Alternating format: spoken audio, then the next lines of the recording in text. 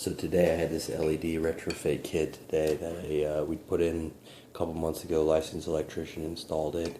Lady said it wasn't working. Pulled the kit down and the top is burnt out. Pretty scary to see what might happen. You can take it apart and see what we got.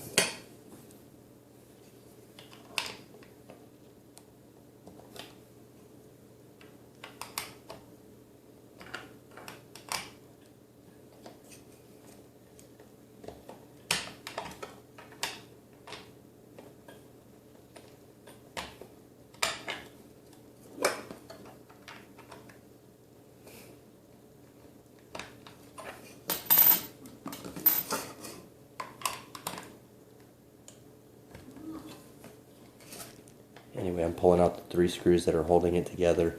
It's a UL listed device that we bought at Home Depot. Just curious as to what's going to be in here because we've installed hundreds of these in people's houses, and this looks like a fire hazard. So I'm just curious as to what went on. So here we go. I've just removed all the screws. So again, you can see this is melted. I just removed the screws, and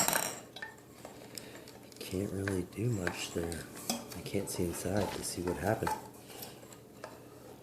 Oh, there we go. Can you see that? Hold on, let me move it. See if I can get it in a better light. Looks like the inside's something burned up. I don't know enough about small electronics, but it appears that burned up on the inside for some unknown reason. See if I can get it a little further away and get a better view. Does anybody know what that is? It appears that thing right there is burned up. And I don't know enough about these, like I said, to know what that is, but